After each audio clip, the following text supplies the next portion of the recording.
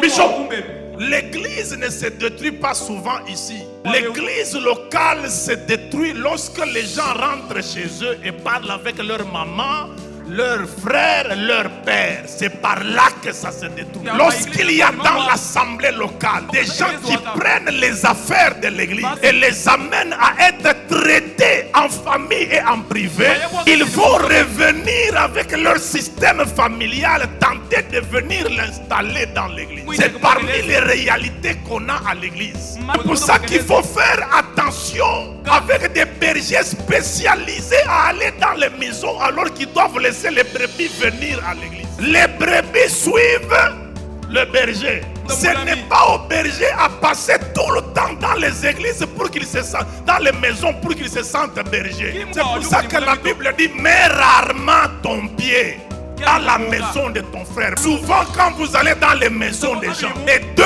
premières minutes vous parlez des choses de l'esprit comme il faut, vous prier.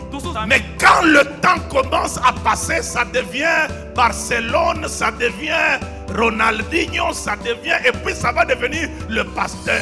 Bishop, les réalités que la plupart des gens ignorent, ils confondent l'appel pastoral avec la brillance dans les dons. Avoir un don qui brille et chasser les démons, ce n'est pas ça qui fait de toi un pasteur des gens. Les démons obéissent à la foi, pas à la pastorale. Voici les miracles qui accompagneront ceux qui auront cru, pas les peurs.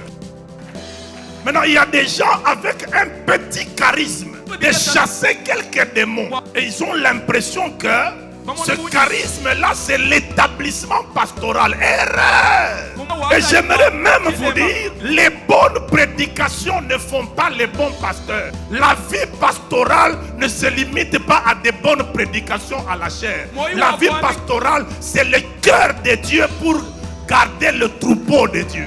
Lorsque vous voyez quelqu'un qui disperse les troupeaux, il n'a pas le cœur de Dieu, il n'y a pas de pastoral en lui. La chose de Dieu, les brebis de Dieu, on ne les garde pas avec les dons, on les garde avec le cœur de Christ.